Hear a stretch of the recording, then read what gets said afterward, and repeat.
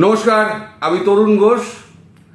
গতকাল আমি বলেছিলাম যে এই রাষ্ট্রপতি সরানো নিয়ে এদের যে অভিযান সেটা আমি দেখতে চাই। আমি তো অনেক আগে রেকর্ড করছি, আমি তো বিদেশে বসে আছি, দেখতে চাই যে কতটা সফল হলো। এখন শেষে যে ছবি আমার কাছে এলো ভিডিও, তাতে দেখছি একেবারে ওদের তো হাউতাস করার মতো অবস্থা।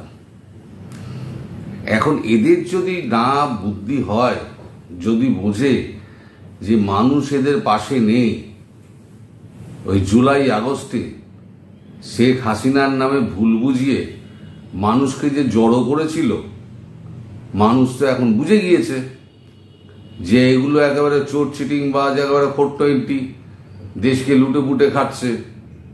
এদের এক একজন তো বিত্তশালী হয়ে গিয়েছে, দেশকে একবারে লুটছে। মাথায় বসে আছে মহাজন, আর সব তলার লোকে সব তাকে দেখিয়ে সব একেবারে লুট তরা শুরু করেছে। গুন্ডামি, রাহাজানি, মস্তানি কিছুই বাদ যাচ্ছে না। আগে আমি ভিডিওটা দেখাচ্ছি, দেখুন। শুধু তো ওই 20-30 জন বোধহয় লোক হলো সর্বসাকুল্যে। এখন এই বিদেশ থেকে যারা উস্কানি দিত, তাদের তো মুখে একেবারে জুতো পড়ে গেল। তো এখন এরা শুধু তো নিজেদের মধ্যে ঝাপটাঝাপটি করছে তা নয়, এখন এরা অর্থ নিয়ে, অর্থের ভাগ নিয়ে, তারপরে খাবার নিয়ে এবং মেয়েদের নিয়ে এরা নিজেদের মধ্যে সংঘর্ষে লিপ্ত হয়ে গেছে। একে অপরকে ধাওয়া, পাল্টা ধাওয়া, এই সমস্ত চলেছে। এই ভিডিওটা অনেক লম্বা, আমি কেটে 30 সেকেন্ড মতো আপনাদের দেখাচ্ছি। আপনারা এই ভিডিওটা আগে দেখুন, তারপর আমি আবার আসছি।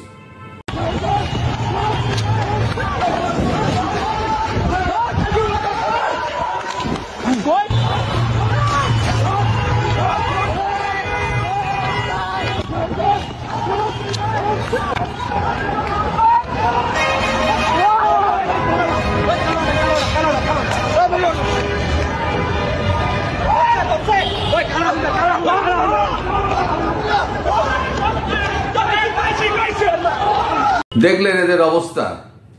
এরা হচ্ছে গিয়ে বর্তমান ছাত্র জনতা, ওই বৈষম্য বিরোধী। এই বৈষম্য বিরোধীদের এই কাজ করবে তিতি বিরক্ত সাধারণ মানুষ এখন অপেক্ষা করছে কবে আওয়ামী লীগ ফিরে আসবে, এই অপেক্ষায়। আর আওয়ামী লীগের ফিরে আসার সমস্ত ক্ষেত্র তৈরি। এবার আপনারা বলবেন যে কি করে আপনি এত বড় কথাটা বলছেন, এই মুহূর্তে কোনো রকম এরকম আলামত তো দেখতে পাওয়া যাচ্ছে না যে আওয়ামী লীগ ফিরে আসবে। তার একটাই কারণ হচ্ছে যে জটগুলো ছিল সেই জটগুলো আস্তে আস্তে খুলে যাচ্ছে। আমি একটুখানি আপনাদের খোলসা করে বলি। আমেরিকার সঙ্গে ভারতের একটা সম্পর্কের টানাটানি চলছিল। টানাটানিটা কি, সেটা নিয়ে সম্পূর্ণ হচ্ছে আপনার বাংলাদেশ নিয়ে ট্রাম্পের এই যে ডিগবাজি, সেটা ভারত কোনো মতেই ভালোভাবে নেয়নি। তারপর ভারত কি করলো, ভারত ট্রেড ডিলটা আটকে রেখে দিল, যে কোনো রকম ট্রেড ডিল আমরা আমেরিকার সঙ্গে করব না। ট্রাম্প অনেক হুমকি টুমকি দিল, 500% ট্যারিফ চাওয়াবো। ভারত বললো যে যা খুশি তাই করুন। WTO-তে আমরা জানিয়ে দেবো মার্কিন মুলুকের সঙ্গে আমরা কোনো ব্যবসাই করবো না, না দেব না নেব, ভারতের কিছু যায় আসে না। এদিকে আমেরিকা পড়েছে মুশকিলে, সব কিছু তো পাবে, স্টিল, কারণ স্টিল তৈরির জন্য স্টিল কারখানার প্রচুর জল লাগে। স্টিল এবং রেয়ার আর্থ মিনারেল, এই দুটো কোথায় পাবে? একমাত্র হচ্ছে চায়না, আর এক হচ্ছে ভারত। এখন চায়না বলে দিয়েছে যে রেয়ার আর্থ মিনারেল আমি আমেরিকাকে দেব না, যতই বলুক দেব না। আর যে সমস্ত দেশকে আমি রেয়ার আর্থ মিনারেল দেব, সেই সমস্ত দেশ তাদের সঙ্গে আমার চুক্তি থাকবে যে তারা এই রেয়ার আর্থ মিনারেল আমেরিকাকে দেবে না। ফলে আমেরিকা ট্রাম্প গেছে ফেঁসে। এবার ট্রাম্পের ফেঁসে যাওয়া ইউরোপিয়ান ইউনিয়ন ফেঁসে যাওয়া। আর রেয়ার আর্থ মিনারেল পাওয়া যায় এই এশিয়ার মধ্যে চীন, ভারত, ভিয়েতনাম, মালয়েশিয়া, এরকম আরো দু একটা, কাম্বোডিয়া আরো দু একটা দেশ রয়েছে, সেখানে পাওয়া যায়। তা ভারত এখন তো যদি ট্রেড ডিলই না করে তাহলে রেয়ার আর্থ মিনারেল পাবে কোত্থেকে? রেয়ার আর্থ মিনারেল হচ্ছে একটি যৌগিক পদার্থ যেটা কয়লার নিচের স্তরে, একেবারে কয়লা শেষ হয়ে গেল, তার নিচের স্তরে আরো 100-150 ফিট করার পর রেয়ার আর্থ মিনারেল পাওয়া যায়। সেটা ভারতবর্ষে আছে। ভারতবর্ষ সেখান থেকে কিছু কিছু নিয়ে কাজে নিজেদের এলাকায়। রেয়ার আর্থ মিনারেল কিসে লাগে? ওষুধ থেকে ওষুধ তৈরি থেকে শুরু করে একেবারে satellite, missile, fighter jet, plane, যাত্রীবাহী প্লেন, যাই বলুন না কেন, যে কোনো কম্পিউটার, সমস্ত কিছুতে রেয়ার আর্থ মিনারেল হচ্ছে অবশ্যম্ভাবী একটি যৌগিক পদার্থ। এখন সেটা যদি না পায় তাহলে আমেরিকা চলবে এই করে।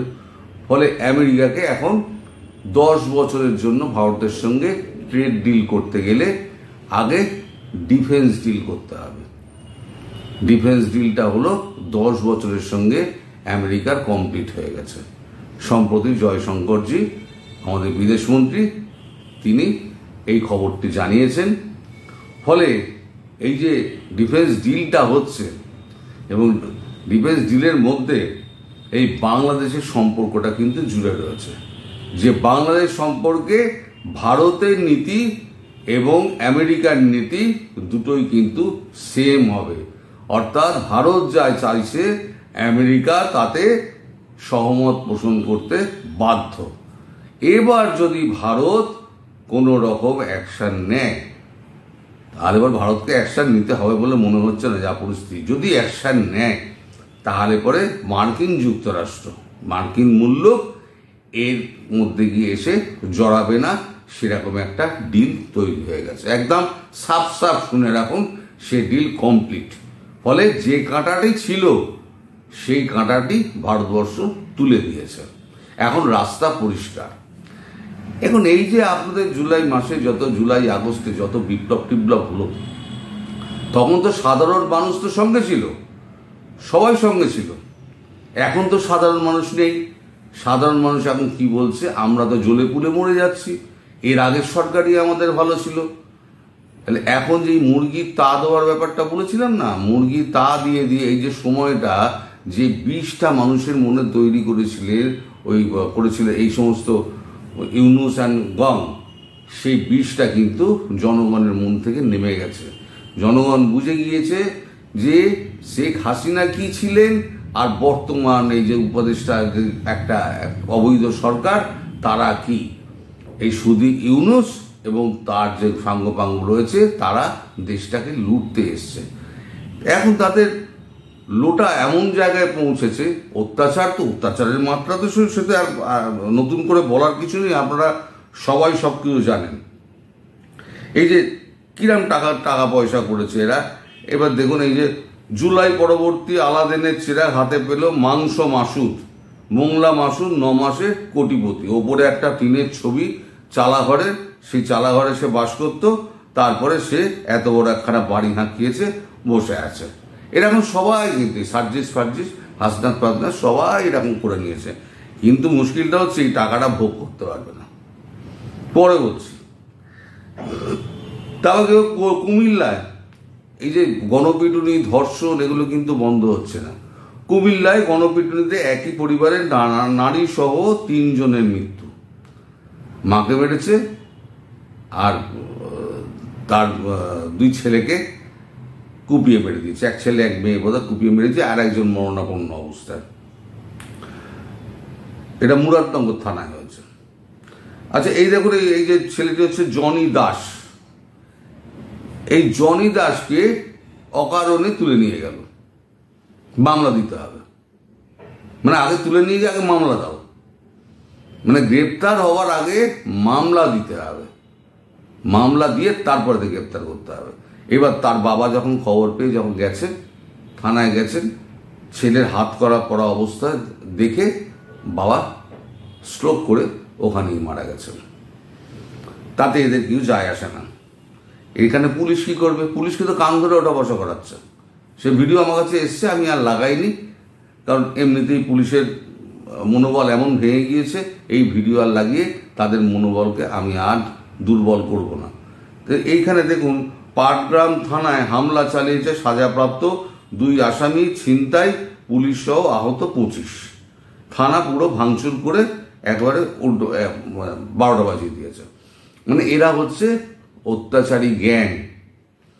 আর ওই আপনাদের মাফলার ম্যান শফিক কি বলছে, এটা মব নয়, এটা মানুষের ক্ষোভের বহিঃপ্রকাশ। আরে ক্ষোভের বহিঃপ্রকাশ কি ওই নারী ধর্ষণ? ক্ষোভের বহিঃপ্রকাশ কি এরকম তুলে নিয়ে গিয়ে মামলা দাও? এটা ক্ষোভের বহিঃপ্রকাশ? ওটা একেবারে চূড়ান্ত চিটিংবাজ। 420 নাম্বার 1। সব থেকে ভালো লিখেছেন আমাদের ওই বরখাস্ত ম্যাজিস্ট্রেট উর্মি। তিনি একটা পোস্ট করেছেন, পোস্ট করে তিনি লিখেছেন যে সাংবিধানিক ভিত্তিহীন অন্তর্বর্তী সরকারের প্রধান উপদেষ্টা বলেছেন রিসেট বাটন পুশ করা হয়েছে, অতীত মুছে গেছে। রিসেট বাটন ক্লিক করে দেশের সব অতীত ইতিহাস মুছে ফেলেছেন তিনি। এতই সহজ? কাউন্টডাউন শুরু হয়ে গেছে আপনার মহাশয়। তবে একটা বিষয় আপনাকে ধন্যবাদ জানাতেই হয়, তুমি কে আমি কে, রাজাকার রাজাকার। অর্থাৎ রাজাকার কারা? রাজাকার হলো এই যারা এখন বসে আছে। এরা পরিষ্কার করে দিয়েছে, তাদের চরিত্রটা পরিষ্কার করে দিয়েছে। পরিশেষে আমি আপনাদের বলবো, আমি আপনাদের একটা ভিডিও দেখিয়ে আমি শেষ করব। এই ভিডিও দেখিয়ে শেষ করার কারণ হচ্ছে, ভিডিওটা যেমন মজাদার তেমনি হচ্ছে অর্থবহ। অর্থবহ এই কারণে যে এই যে উপদেষ্টা মণ্ডলী, অবৈধ সরকার ফরকার রয়েছে, প্রধান থেকে শুরু করে যারা যারা আছে না, এদের থেকে না এই ভিডিওতে যাদেরকে দেখবেন তারা কিন্তু অত্যন্ত বুদ্ধিমান। ওই ভিডিওতে আমি দেখিয়ে আমি শেষ করব, তাহলে আপনারা বুঝে যাবেন আমি কি বলতে চাইছি এবং আপনারা সেটা পরিষ্কার বুঝে যাবেন। এই ভিডিওটা দেখুন। সবাই ভালো থাকবেন, সুস্থ থাকবেন। নমস্কার।